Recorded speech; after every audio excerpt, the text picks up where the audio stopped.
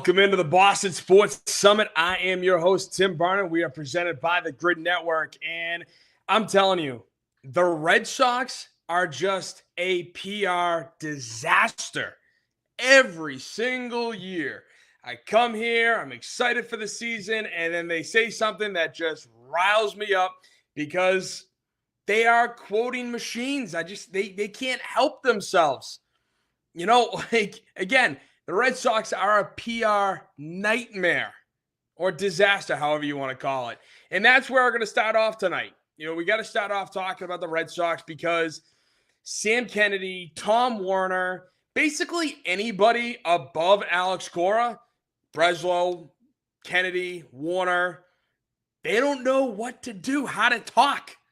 And whenever they do, they speak their mind, which turns into a disaster, which guys like me love to harp on. It's the same story, different day. Not to mention that just the other day, it has been 6 full years since John Henry has said a freaking word to the media. No public questions, no press conferences, nothing. The dude is a ghost. Why? Because he knows that we know he doesn't give a damn. He never did. Or I shouldn't say that. I shouldn't say that. Ever since he won the fourth, and you could argue maybe it was a couple of years before that. Ever since, though, that fourth World Series, he thought his legacy was in the bag. He thought that he could do whatever he wanted now. He could turn his attention to other he could turn his attention to other sports ventures, which he has. Liverpool, Roush Fenway Racing, buying the Pittsburgh Penguins and then selling them, trying to get a basketball team in Vegas. I mean, you name it, he's doing it, which is why the Fenway Sports Group is the third richest sports conglomerate in the world. So, yeah. But it's just, I find it ridiculous that the majority owner, the man who changed, or not even changed, put Fenway as his company's first word, right? The Fenway Sports Group. Whenever you hear that, Fenway Sports Group, it's automatically Red Sox, Fenway Park, all of that. And yet he treats the Red Sox like they're bottom feeders, like they don't matter. And it's like, of course we matter. But yet, where is he? Where are you, John? Come on. You're more than welcome to come on the show and talk to me. I mean, it's not like I'm going to give you hard questions to answer, like, why aren't you spending? So, I'm such a nice guy. No, I am. Come on. But whereas John, I don't want to say has it right by not speaking to the media, by going 6 years without saying a freaking word to us, unless it's through backhanded channels, like it's a sit-down interview with a foreign, news company, news organization. He'll do, it wasn't even actually a sit-down interview. It was an email interview. That was his, the last time he spoke to the media. But as much as he is doing the right thing by not getting his words twisted and dissected, the rest of his cohorts desperately need public relations help. I don't understand how a public relations guy has not either, one, been hired, or two, does not prepare Sam Kennedy and Tom Werner for questions like, why did you let Alex Bregman walk? Why did you not give him the no trade clause like he asked? Why did you bring Alex Bregman in, then trade Devers, only to let Bregman walk that following year? Why did you trade Devers in the first place? Simple questions like that. How have Tom Werner, Sam Kennedy, and Craig Breslow not been prepped to answer those freaking questions. Right? And this is kind of where it all starts. Sam Kennedy, every single year, he just talks such a big game. And then all of a sudden, he kowtows. It's crazy, right? So listening to Sam Kennedy, this is where the whole kind of hoopla happened. Here we are, spring training is starting up, and again, Sam Kennedy's asked about Alex Bregman. He gives the media the simple runaround, and then, seriously, that didn't last long. I don't know what just happened there, but of course, trying to pair up the phone and the TV, like people say, "Oh, technology, it's made life so much easier." I very much beg to differ. It has made life extremely more complicated. But getting back to my point, when Sam Kennedy was asked about Alex Bregman, about the fact that, hey, why didn't you sign him? He gives the media the nice little runaround, like, oh, we would have liked to have had him back, but hey, blah, blah, blah, blah. He's a great guy, great family man. And, sorry, I got an itch in my nose. Don't worry, easy. But, and then somebody followed up with, well, why didn't you give him the no trade clause? Is that a team ordered, thing where you don't give out no trade clauses?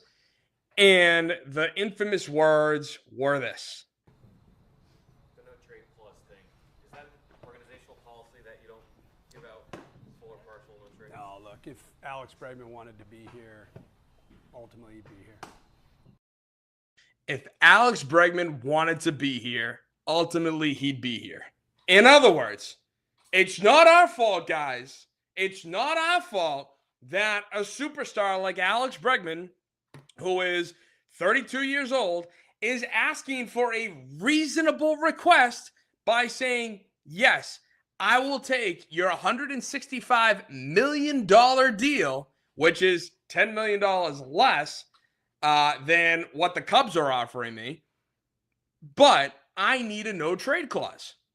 Not to mention the fact, too, that with the payment deferrals, it would have actually ended up being $28 million less. $28 million less. So it's not the 10, it's even less. So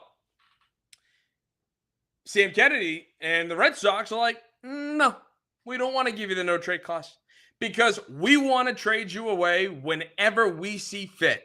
Whenever there's a contract that we don't like, we're going to trade it away, i.e. Rafi Devers. I've been saying that since day one, since the minute they trade him. It wasn't hard to see that it had nothing to do with his locker room presence. It had everything to do with that $300+ million contract. So, once again, the Red Sox are blaming the player for not re-signing with the team because we're the mighty, mighty Red Sox, and we have a brand that is so popular. Who doesn't want to play for us? We're so historic. We're so great. This is the Boston Red Sox, baby. It is an honor to wear that jersey, and wear that logo across your chest. What an arrogant thing way to think about this. That is something I do not understand. Yes, it is an honor to wear the Red Sox name across your chest. It's also an honor to wear the Tampa Bay Rays across your chest. Oakland Athletics, Chicago White Sox, New York Yankees, LA Dodgers. It is an honor to wear any MLB logo across your chest because you've made it to the show. That's what it's talking about. And yes, as much as I want to sit here and go back to the days of Veritek stuffing his glove in A-Rod's face, saying, I hate the Yankees suck. We don't live in those days. The New York-Boston rivalry is not what it was. We're not in 2002, 2003, 2004. Okay, this is 2026. And for somebody like Bregman, you're telling the media just off the cuff, not even thinking that, hey, it's his fault. Because if he wanted to be here, he would have accepted any deal we put in front of him. God, I couldn't believe it when I saw that. When I saw that and I heard that line, I was just blown away. And then the next day on the 310 to Left podcast, hi Eden, my little golden, on the 310 to Left podcast, Sam Kennedy now tries to walk that back, right? Because he realized in less than 24 hours, crap, I said something I should have, and now I got to walk it back. And here's what he said talking to Tom Caron and Lou Merlone. Take a listen. And sometimes I get myself in trouble by saying too much. Then I get myself in trouble by not saying enough. So I think with Alex Bregman, I'll just leave it at huge gratitude for what he meant to this organization. He's an awesome guy. We loved having him in that clubhouse. Reagan and the family were terrific. Got to know his dad, who's I think running for governor of New Mexico. It's a great family. He is an all-world baseball guy, and loved having him. That opening line, I get myself in trouble for saying too much, and I get myself in trouble for not saying enough. No, Sam, if you just listened to your public relations manager when they walked you through these comments, or at least should have walked you through how to answer that freaking question, because the whole baseball world knows what happened between the Red Sox and Alex Bregman. Whether it was, leaked out from your side or Bregman's side, it doesn't matter. We all know what you offered, and we all know the fact that you didn't give him the no-trade clause, which was a major, major sticking point in the negotiations. Okay? And so the fact that he's like, oh, I get in trouble for saying too much and then not enough, and essentially blaming us now. So you're not taking any accountability with this. You're blaming us, the media, who, I don't know, are taking your words verbatim and just saying, wow, I can't believe this is how you think. I can't believe you're going to treat an ex-player like this. What world are we living in? You're going to then blame us because you get in trouble for saying too much, but then you get in trouble for not saying enough. Sam, if you literally just stuck to the script and said no trade clauses we don't have a policy on that. We're not going to talk about no trade clauses. Ultimately, Bregman's a great player. He's a great guy. Would have loved to have him back. It just, unfortunately, it didn't work out between us. Fine. You're not going to get in trouble for saying that because it's right down the middle. You're going to say, hey, would have loved to have him back. Unfortunately, our terms didn't meet his terms, and his terms didn't meet our terms. So he went with another team. Is it that hard? Is it that hard? And so it's that's what kills me. That's what kills me, that he's just so it's never their fault. It's never the Red Sox fault when it comes to these situations, right? Because then obviously the fact that Rafael Devers is still coming up just goes to show how much they screwed the pooch with this.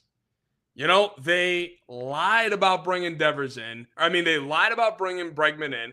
Then they bring Bregman in, pisses Devers off, force Devers to throw his glove away and to only focus on hitting. Then a month into the season, our starting first baseman, who is already injury prone, mind you, gets injured, done for the year, blew out his knee. And now you're telling your superstar player, hey, we need you out in the field. Go play the field. And the superstar player, to his credit, was like, nah, not gonna do that. You know, like I don't have to do that. You forced me to throw my glove away. And why should I? Why should I help you out when you've just jerked me around all off season? You know? So when asked about Devers, when asked about Rafi Devers, Sam Kennedy had a few words. And here's one of his lines about Devers, which again, not terrible, but just interesting. Take a listen. Well, you can't replace someone like Rafi. He's just, as an individual, exceptional hitter, and so we got to find other ways. You can't replace somebody like Rafi. You can't replace somebody like Devers. Well, we've been talking all offseason about how to get a power bat.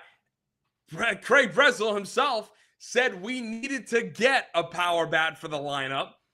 And you had Schwarber, you had Alonso. Hell, if you really wanted to just go down the barrel, go down to the bottom of the barrel, you had Eugenio Suarez, who had over 40 home runs last year. He's a cheaper man Devers because he, just like Devers, can't field. But at least you would have, gotten the power bat. But you were just so hell-bent against it, you didn't even bother. You didn't even bother. And then while the whole time when you traded Devers, right after he beat up on the Yankees, which, shocker, that's what he does. He was a Yankee killer, which is something that we need. You traded him, and then you blamed it not because of, your bad communication, the fact that you jerked him around trying to get him off the third to play DH. Then you didn't even bother trying to get this guy into working with him at first base, just to then when your injury prone player gets hurt and is done for the year, that's when you say, oh, hey, go pick up a glove and go play.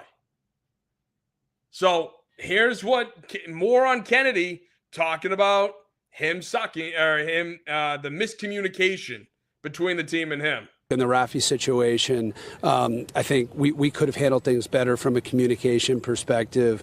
I guess, if I look back, put ourselves in that time period, we thought we had, but obviously we hadn't. And so there was a breakdown in communication. And so we dealt with what happened beyond that. It was probably one of the toughest decisions we've had to make as an organization in 24 years at the time of being here. And it was really hard and difficult, but we made the decision that we made, and we move on. And in this, it's unbelievable. It's unbelievable. And that he finally says that we didn't communicate properly enough. And then you have Tom Werner just adding more fuel to the fire when he says, quote, it was a discouraging episode, end quote. And then he follows that up, literally the 2 lines after this, quote, just pick up a glove, end quote.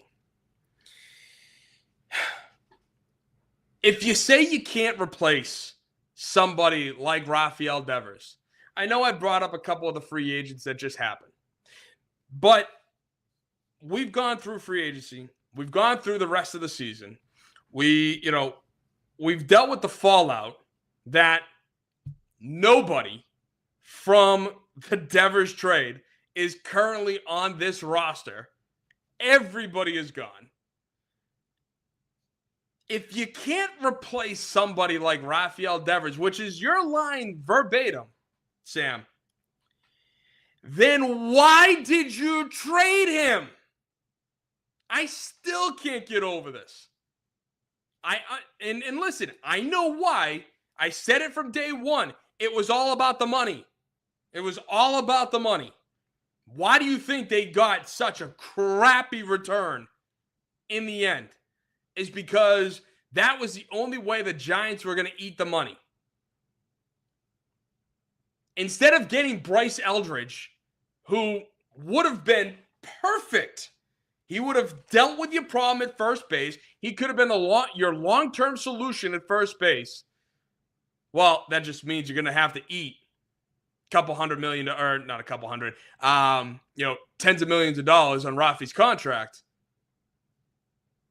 Oh, well, we can't do that. We gotta make sure that, we get a bunch of bums like we did with Mookie Betts. Yes, Alex Verdugo was a bum. I know it breaks a lot of Red Sox fans' hearts hearing people say that, but yes, Alex Verdugo, overrated. He sucked. He was a bum. And just like Rafael Devers' trade, Jordan Hicks was a bum. An over 6.9 ERA here in his time in Boston. We won 89 games last year. We would have been in the 90s had Jordan Hicks never worn a Red Sox uniform. And I'm not even saying we traded Devers. We didn't trade Devers. No. I'm just saying if Jordan Hicks never wore a Red Sox uniform, we would have won over 90 games because he screwed up. He blew several of those potential wins, especially the one out in Minnesota. So, again, aren't you guys supposed to keep players like him on the roster? And for those of you who want to say, well, look at what he did after the season. Look at what he did after the trade. He wasn't as good. He sucked. This, that, and the other. It's because there were no hints about Devers getting traded at all. Yes, he put up a stink. Yes, he forced John Henry to fly out to Kansas City to confront Devers one-on-one to say, listen, yes, I know Craig Breslow is a robot. That's why I hired him. So either you deal with it or you're going to get traded. And apparently he took the latter. That is all speculation. Otherwise, it's this idea that people want to rewrite the Devers story, rewrite it completely. If Devers goes out this year and doesn't do as well, then okay, you might actually have a case that look at what he did after us, right? Otherwise, up to that point, Devers was leading the team in home runs. He was mashing balls. He was on a hitting streak when we traded him on Father's Day. But then, again, lest we forget, Devers was willing to play first base if Breslow committed to the long-term aspect of Devers playing first. Yes, I know a lot of the headlines were saying that Devers wasn't willing to play, wasn't going to do it, blah, blah, blah. It's because of that. And my source, Pete Abraham, he talked about it in June 17th. Okay? And so Pete Abraham said Devers was willing to play first, but that had to be part of the move. It had to be a long-term focus with that. Because Devers, while he might not have been the best defenseman, was committed to playing defense. And then Breslow said no. Casas was already hurt. And obviously, as we all know, the rest is history. So, again, I look at this and I think to myself, do these guys, to Sam Kennedy, Craig Breslow, Tom Warner, and to some degree John Henry, do they think that we're a stupid fan base for saying these things? Or do they think we're a stupid fan base and just buy up everything they say? And that the only reason why they have to walk stuff back is because the meanies there over at 98.5, the Sports Hub, they're so mean. They don't like us. They're not EEI. And again, EEI, I'm not dissing EEI with this. That's not my intention at all. It's just that, Nesson and all that. I like EEI. I think EEI is great. I truly do. But, it's like they either think we're stupid or they just don't care. Ultimately, that's my point, is that the Red Sox ownership thinks that they don't have to take accountability at all, which is crazy to me. How can you sit there and just go through all of this and be like, yeah, it's not our fault. It's never our fault. What? Why? How? It bothers me. And we are not a dumb fan base. If anything, we're too smart. We're smarter than them. Hey, we're smarter than them. And so, it's those. And then ultimately, I look at this and I think to myself, this is why I have such a problem with statisticians, with nerds. And I'm not, and again, say what you want with that, but they don't know how to communicate. And it's clear as day. When we were talking at the last trade deadline, there was Bob Nightingale talked about how teams hate dealing with Craig Breslow because he's not a former ball player. Personality-wise, he's a nerd. Okay? Yes, I know he played ball. That's not my point. Otherwise, his personality screams nerd! Thank you. It took me a minute there. But that's what his personality screams of. And when Bob Nightingale is talking about how teams hate dealing with Craig Breslow, they probably see his incoming call and it's like, oh, God, do I really have to? And why do you think our deals, multiple deals we've had, have been with the Cardinals? Because Kyan Bloom and Craig Breslow speak the same language. Whereas Dave Dombrowski and Craig Breslow are polar opposites. They don't speak the same language. And I guarantee you, Dave Dombrowski would fleece Craig Breslow if they ever made a deal. But it's all about relationship management. And that's what this team doesn't do. From top to bottom. Maybe Cora, not talking about Cora. I meant from Breslow to Henry. They don't know how to manage relationships with people. And it's clear that every single year, you're dealing with the same nonsense, the same bull crap. And I'm coming on here time and time again. You might even argue I enjoy crapping on the Red Sox because it gets me amped. It gets me excited, and to some degree, sure. It is fun but at the same time, it's a running story. It's old. It's the same story, different day. It's just another spring training where here I am, not talking about the team, not talking about the season, just going through and picking apart quotes because these idiots don't know how to deal with the media. Don't have a PR director. If you want to shut me up, hire me as your PR guy. It'll take me 30 seconds to craft words for you to answer these important questions. So that way this never happens again. I can't be bought. So I'm like, what are we doing? Why is it that this has to be the way? And the whole relationship management aspect of this is what pisses me off. You want to talk about, again, to use Devers as an example, you want to talk about a $350, a $350 million man, and to you guys out there who are like, yeah, he should have picked up the glove. He's getting paid all that money. It's not hard to go across the diamond, this, that, and the other. Fine. I'll concede that.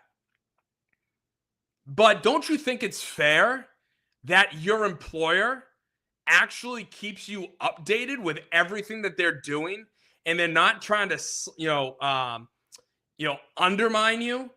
And that, don't you think it's fair that your employer should tell you straight up, hey, we're thinking about bringing this guy in, and we might want him to play third base over you. Would you mind going to play DH? Or would you mind even working on being a first baseman?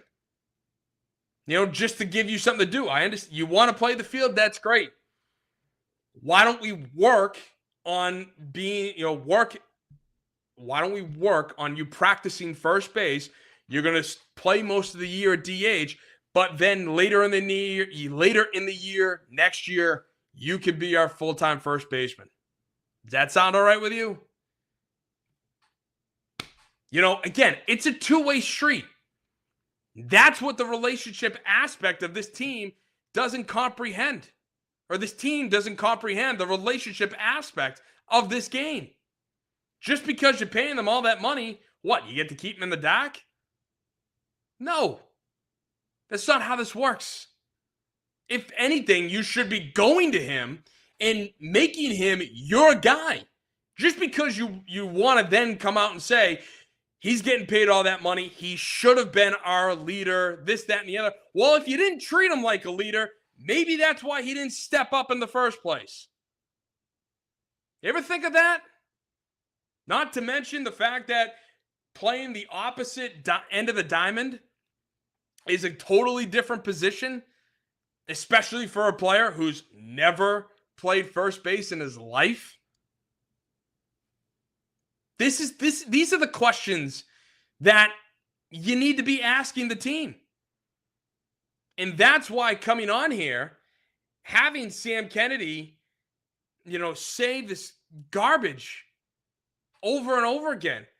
Not to mention, where's that $232 million you saved? Oh, I know where. It is, you re-signed Roman Anthony. You then went out and got Ranger Suarez. You then got Sonny Gray. And, now you're spending over $260 million. Wait, did you even spend that 232? Not to mention, that's right, the other $80 million that you saved from Alex Bregman? And Sam's going to spin it. He's going to be like, we spent it in many, many, many, many, many different ways, which is actually kind of what he said. But it's just the same story, different day. And yeah, you might claim like, hey, you enjoy doing this. You enjoy ragging on the team. Okay, maybe. But at the same time, they give me this stuff. What else am I supposed to say? You know what, Sam? You're right. If Bregman wanted to be here, he'd be here. Yeah, Red Sox. That's right. No, because I'm a realist. Sorry if that breaks your heart. Like, oh my gosh. All right. So, yeah, now it's spring training when I'm bitching about the Red Sox the way I am. So, all right, moving on to the Boston Celtics. We're going to talk. All right. I'm going to make this real quick, real easy, because what else is new when we're talking about NBA All-Star Weekend, arguably the worst All-Star Weekend in history? Just starting off with the dunk contest, I didn't even watch it live. I watched it on YouTube because I was like, this is ridiculous. And sure enough, it was. The guy who won just did a simple dunk. Like literally stuck his arm up and just dunked the ball in. Keyshawn Johnson, I think is his name.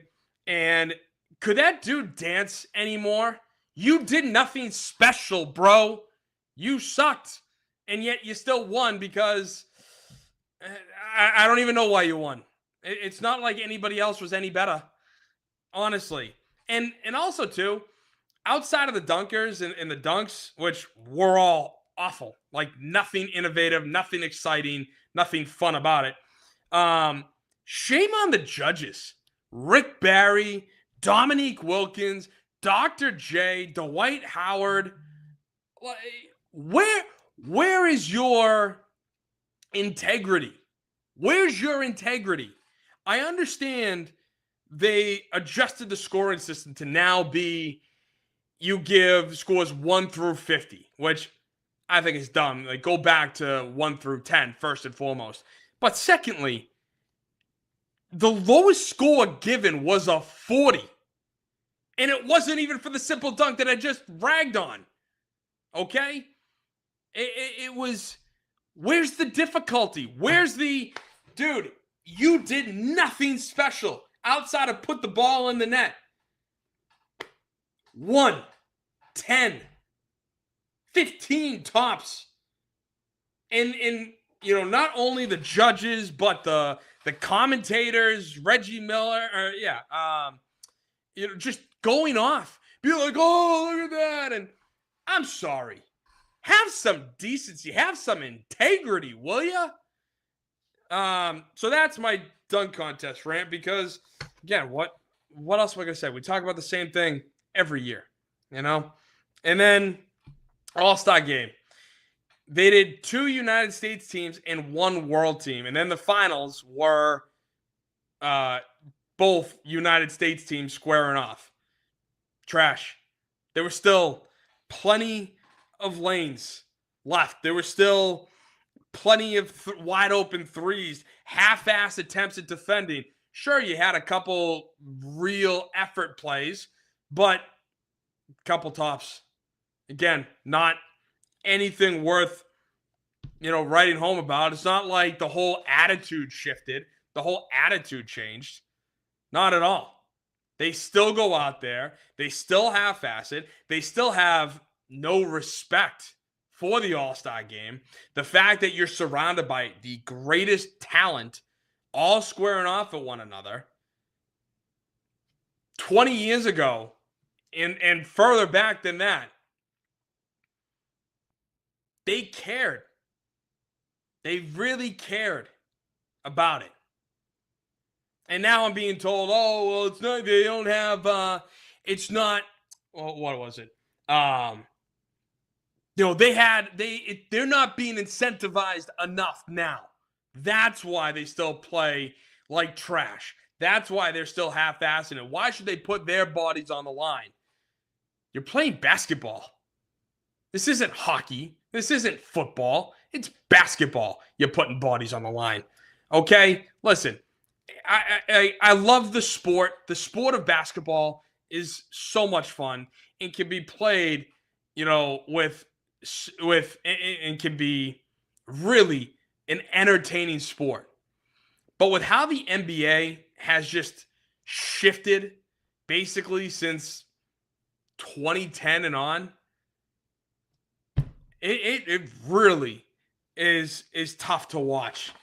And, you know, again, I sit here and I say stuff that we all know.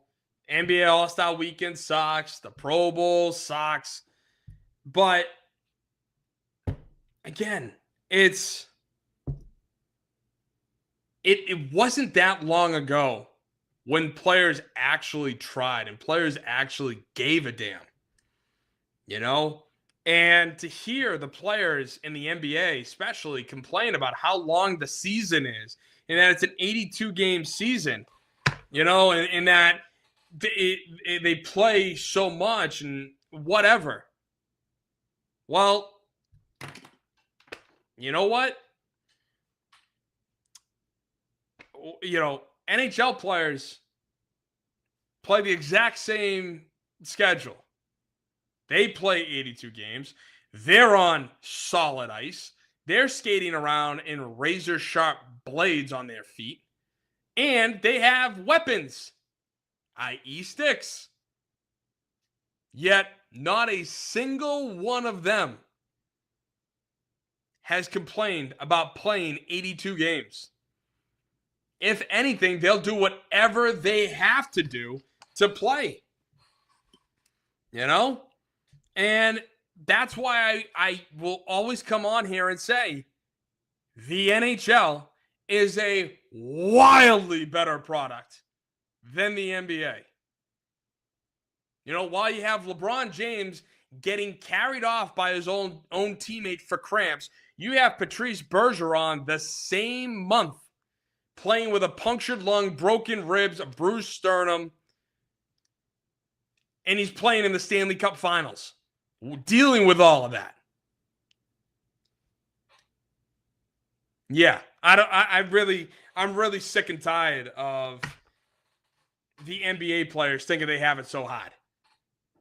Arguably, too, getting paid arguably the most per year of any athlete, professional athlete, too. And now you have this whole controversy with Jason Tatum, which, again, the start of the year, we're all like, if Jason Tatum could come back by March or April, that would be phenomenal. That would be unbelievable for an Achilles tear. Yet, 2 weeks ago, he comes out on the Ryan Clark podcast, which credit to him because he did it right during the Patriots Super Bowl run, so it wasn't as highly covered as it could have been. But he comes out and says to Ryan Clark that he doesn't know if he is coming back, because he doesn't want to disrupt the flow that this team has played with. Here's a listen from Ryan Clark's The Pivot podcast. If or when I do come back this season, they would have played 50 some odd games without me, right? So they have an identity this year or things that they've, felt that has clicked for them. And it's been successful, right? Third, second team in the East up to this point. So there is a thought in my head is how does that work or how does that look, with me, integrating myself off an injury and 50, 60 games into a season. He's worried about his return and how the team is going to accept him back. I mean, Jason's the best player on the team. And Jaylen is 1B. No disrespect to Jaylen Brown. But Tatum is the guy. This is Jason Tatum's team. And he's worried about how that's going to react and how the team is going to then play with him back in the lineup. And so that came out 2 weeks ago. Only for just recently it to be known that Jason Tatum has a documentary coming out about his return. Oh, baby. So is that it? Are you using that as, your platform to kind of say this stuff so you can then add the ebbs and flows of a documentary, your 5-part documentary, to say, hey, I was really kicking it. I got the surgery right away. Everything was going well. And then all of a sudden it gets to December and January and I had a little bit of a setback. I don't know. I'm thinking about my teammates now and they've played 50, 60 games without me. They're the number 2 seed, number 3 seed in the East. Man, is this really going to work out? Am I going to be a disruption where if I come back, then, maybe we start losing because I haven't played with these guys. They have a whole thing going. And then if I come in and I disrupt it and we lose, oh no, that sucks.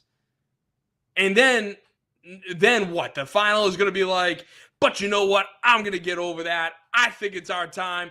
I'm going to come back because my Achilles feels great. Let's go, baby.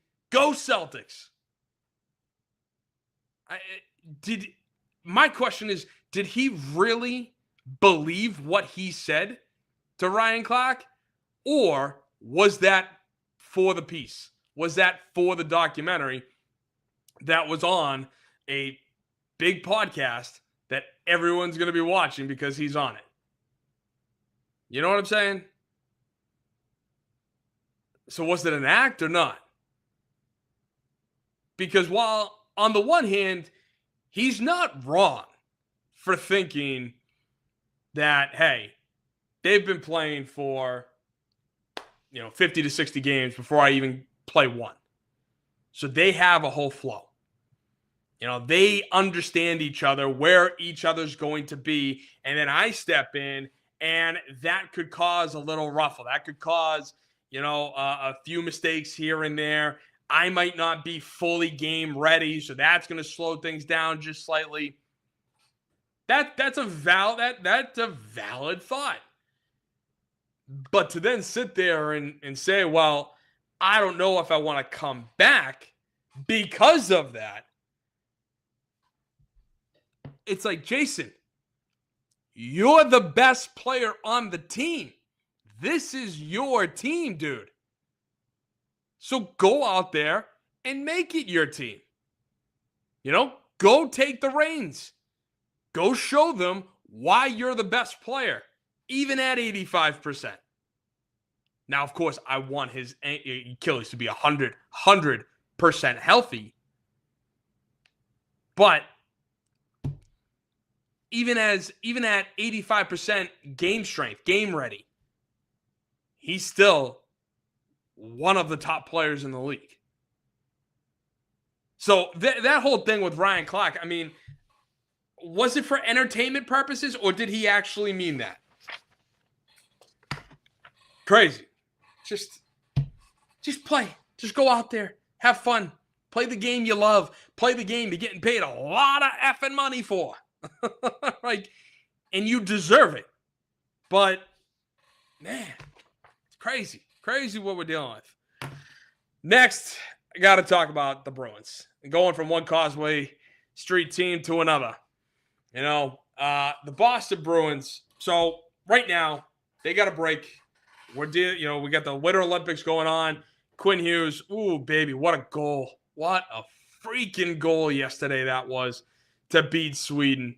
And it was so funny because with 5 minutes left in the game, you could just see Team USA play the hockey version of prevent defense.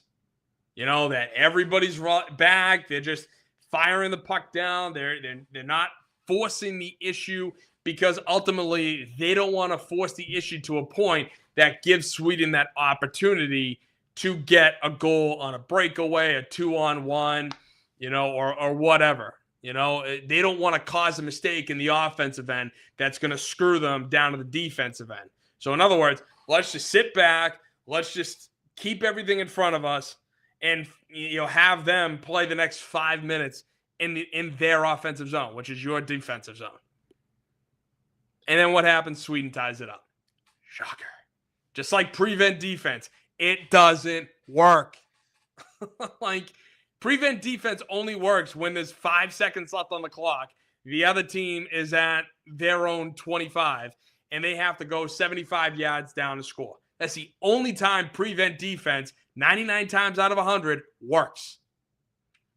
But when you're playing prevent defense for a minute and a half, that team's just going to go up and down the field on you every single time.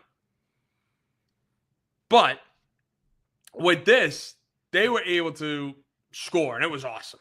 Then they get into overtime. Sweden had a couple of big-time chances, and then Quinn Hughes takes the puck, skates to the top of the slot, cuts back left, fires it, bam, goal. USA beats Sweden. Yes, thank you for that. Now we get to play Slovakia tomorrow. And then hopefully we beat Slovakia to play Canada and hopefully play Canada in the gold medal game because Canada nearly lost. So it was, they nearly lost to David Pasternak. But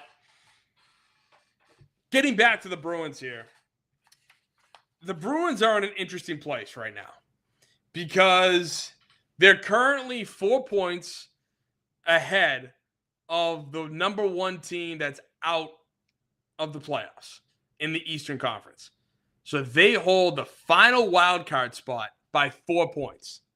And I've been saying for the last 2 months, this team needs to sell at the deadline. It does. Because as great as it is, and as great as it could be, to still make the playoffs, especially with the fact that we have Toronto's number one overall pick, which is top 5 protected. Yeah, it's top 5 protected. And so if they get the 6th overall pick, thank you. Thank you, Maple Leafs.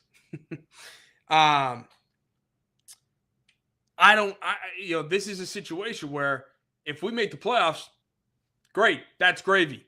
Otherwise, we need to really focus on building for the long-term future. And while we do have some primary pieces, this season has felt a lot like what the Patriots just did. And that's not play an easy schedule because you play every single team at least twice in the NHL. But when reading this article by Fluto Shinzawa from The Athletic, he wrote an article called "What Will the Bruins Do at the NHL Trade Deadline? Buy, Sell, or Both?" And he brought out some interesting 5-on-5 numbers. And starting with the offensive stuff, right? And by the way, these numbers are interesting because as you're looking at these, I want you to ask yourself, is this sustainable? Is this sustainable? Okay? So starting with the offensive side of things, the Boston Bruins, I'm saying, broke the Brainiacs because they're currently playing out of their skates. The Bruins have 127 5-on-5 goals, which is tied for 7th in the NHL. Only 6 teams have more than them. They also have 294 high danger shots, which comes out to an expected goals for at 113.26, which ranks 26th in the NHL. So basically, they are scoring more often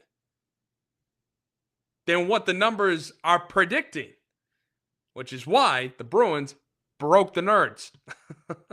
And then you look at some unlikely heroes.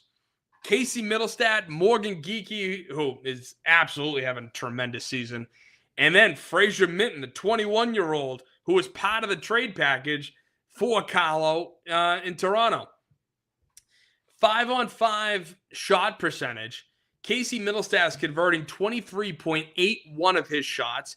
Geekie is converting 22.22 of his shots. And Fraser Minton is converting 16.13% of his shots, scoring at that rate. And so all of which are career highs for them. And as much as, I don't like to I don't look at numbers and say, we have to live and die by these numbers.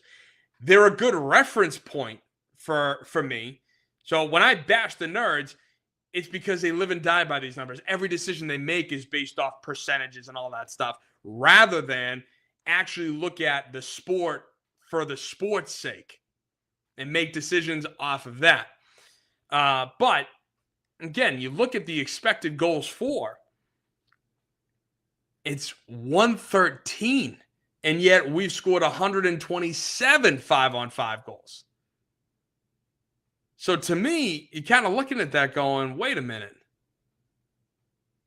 Is this sustainable? Are we going to come back from the Winter Olympics and the winter break and be fully, right back into rhythm and doing that? And then you look at the defensive side, the goalie side of things. In the same article, Fluto Shizawa breaks down that we've allowed 105 5-on-5 goals, which is 7th in the NHL. And yet the expected goals allowed is 130.58, which is a negative 25.58 goal allowed differential, which is 4th in the NHL. That's phenomenal.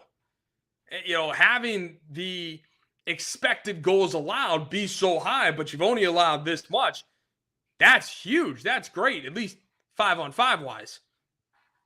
And then you look at Swayman on 5-on-5.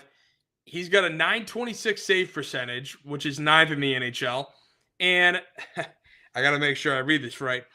A 15.85 goals saved above average, which is 3rd in the NHL, all of which is 5-on-5 specific.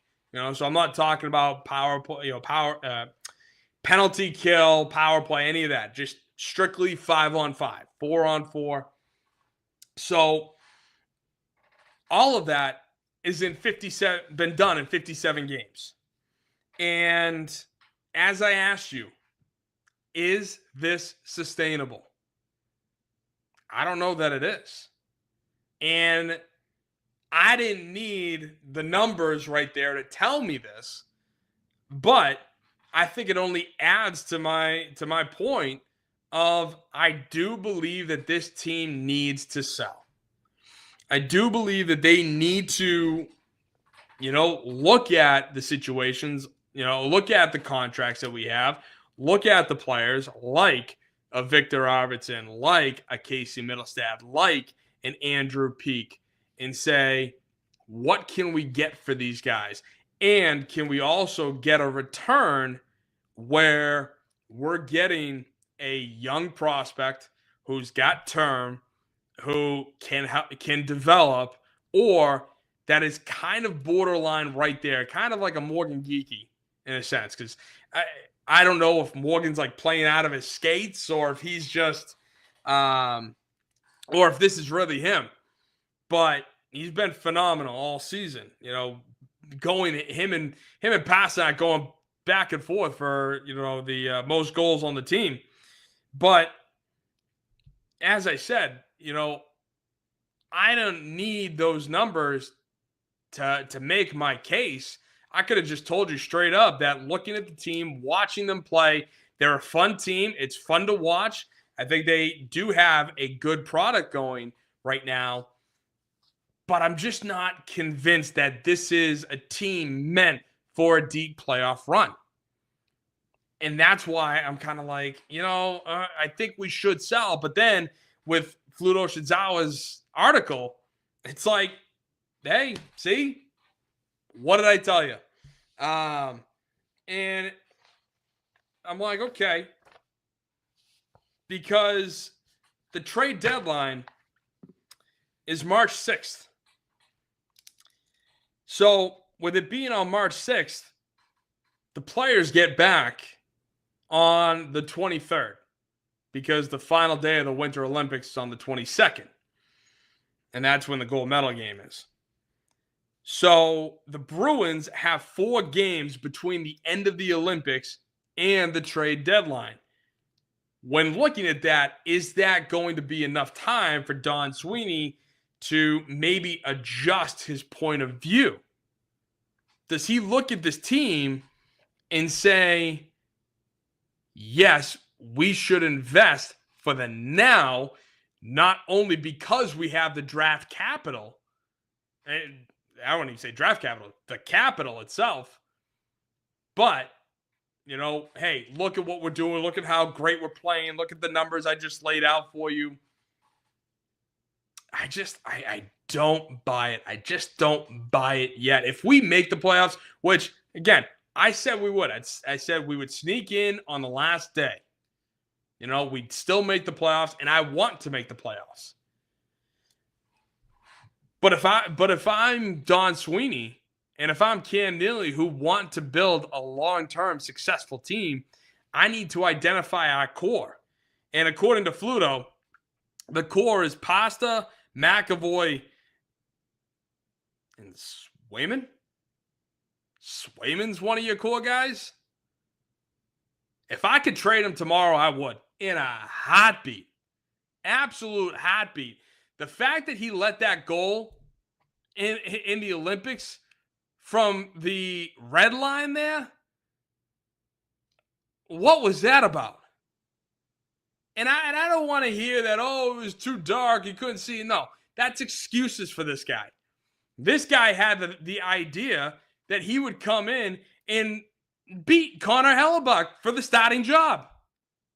He said that right before the game started. That, hey, part of my job is to come in here and to beat Hellebuck for the starting gig. That's what I want to do. You did a hell of a job and nearly screwed us, dude.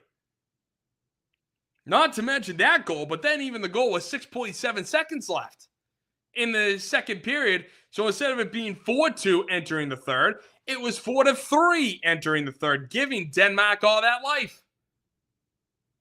Which I was going back and forth with a buddy of mine who's a Panther fan. And I feel like he was kind of mad at me because I was screaming at my television, hey, get Swayman out of here. Put Hellebuck back in. Put Ottinger in. They're going to be better for you than this guy.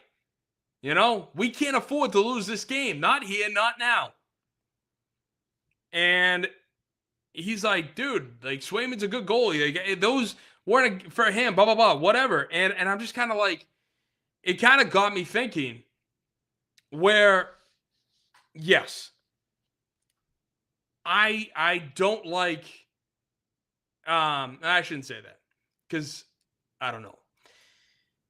I don't like Swayman's game and kind of his attitude, I guess, going into it, because here's the thing. He wanted more money than $8.25 million. And going into that negotiation, again, he never started more than 45 games in a single season. Did he have a good playoff run when we lost to Florida in the second round? Yes, he did. And I was the first to admit that. I kept saying it on the show, like, Swayman's been playing great. Swayman's been playing great. That loss wasn't on him. He's been doing well. But the problem is, he held out for something that, in my opinion, he didn't earn. At least not yet. Because he was always the 1B. He was always the number 2 guy. Linus Ullmark was the number 1. And so then you go into last year's season, and he sucked. Oh, was he just horrendous. He was one of the worst goaltenders in the NHL last year. And that's not a hyperbole. So coming into this year, I'm like, okay, let's see what happens. Have there been games that he lost for the Bruins? Yes. Have there been a lot of games where he won? Obviously. Look at the number I just showed you. 15.85 goals saved above average. Okay? So he's been really playing well this year, at least 5-on-5. But there have been moments. There have been those 7 goals, 8 goal games that he gives up. And you're just sitting there going, what is going on, dude? You're playing here, but then all of a sudden you drop down here. And then with the Winter Olympics, you talk so much. You're talking all this trash. And then you go out there, you get your opportunity, and you crap your pants. I wouldn't be surprised if there were some brown stains on those pads after the game.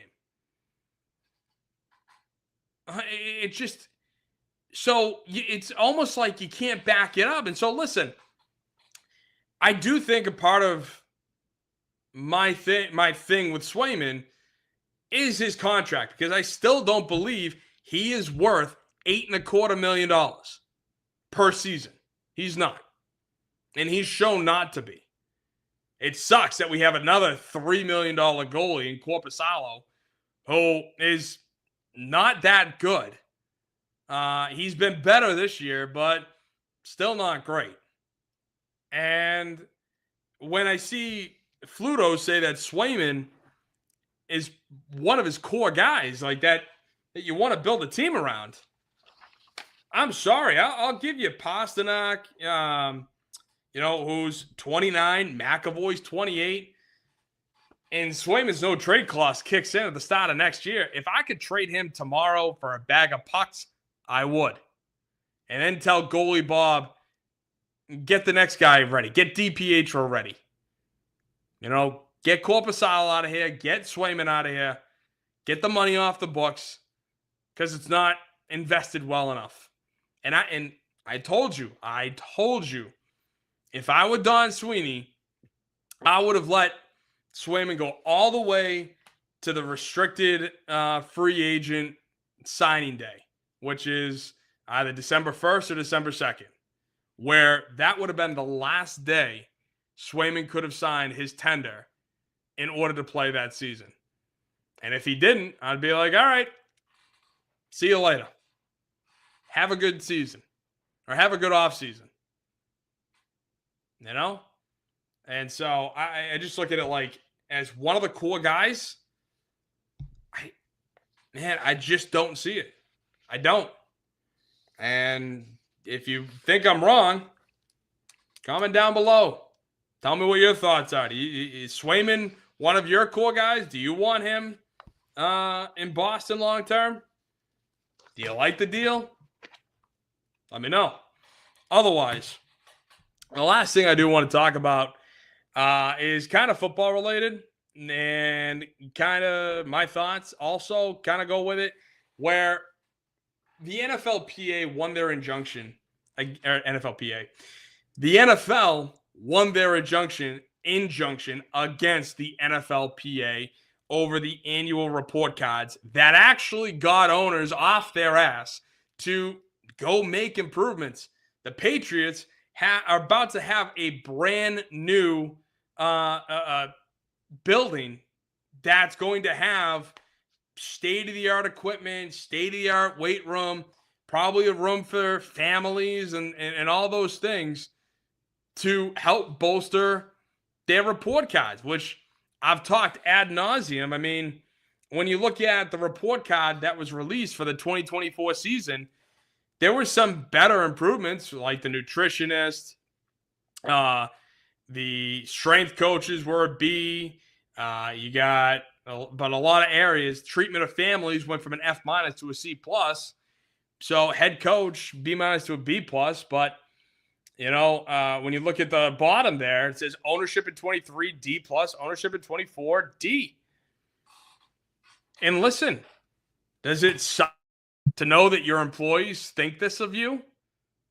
Yeah, it does. I wouldn't be surprised. I'm not surprised that a lot of the owners who got these poor ratings felt like that. I mean, I don't blame them. What I do blame them for is the fact that they went out and then filed a lawsuit, an injunction, getting the NFLPA to stop these annual report cards rather than, I don't know, talk to the team, talk to the players and say, hey, can we work something out here? Can we, maybe you can keep these annual report cards, but do you have to release them publicly? Do you have to do this stuff? Or, can we get some leeway? How can we improve this? And if I were the player, I'd say, well, you can improve it by actually doing something about it. You make enough money from the TV deals alone that come the first day of the new year, new league year, that check hits your bank account, which covers everything from the contracts to the stadium to the maintenance. Everything is already covered just from the TV deals alone. Not to mention all the extra revenue from the stadium, from the parking lot, You name it. You know, like that is where they can go out of their way to assist and help. And when you're getting thrown under the bus, or when it's released publicly, when the public knows in what standing you're in and what the players think of the facilities and everything, yeah, I think it's a good way to get owners to do something about it. Robert Kraft has improved in 2 years, and he's finally going to get a brand new building for the guys for all that stuff, or at least most of it. And then you got the Cardinals. They're going out. They're trying to improve as well.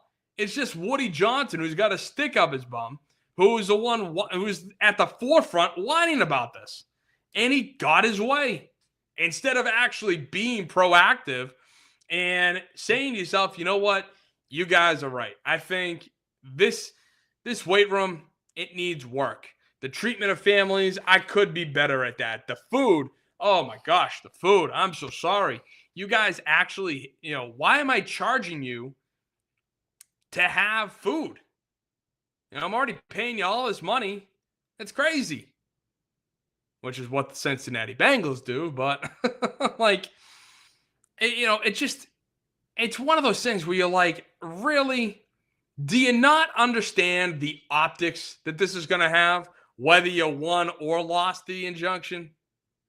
The optics look horrendous for the NFL owners. Horrendous. But yet, allegedly, these report cards are going to be no more. So, we'll see. We'll see. So, all right. Well, hey, listen, appreciate you sticking around, tuning in. Tell me what you think down below. We got a whole lot to talk about. Red Sox, Celtics, Bruins. Now that the Patriots season is over, we're going to still talk some Pats. We got draft season coming up. We got the combine in a couple of weeks, so that's always fun to talk about. But again, tell me what your thoughts are down below. You can reach me on any of the social media platforms, on Instagram at Boston Sports Summit, on X at BOS Sports Summit, and then over on YouTube, Boston Sports Summit. And then don't forget to check out the Grid Network as well. If I'm pointing, there we go. Check out the Grid Network on YouTube as well. A bunch of great content creators, and they are gracious for sponsoring the show. So thank you guys so much. Hope you have a great rest of your day, great rest of your night. Have a great weekend. And as always, God bless. Thank you.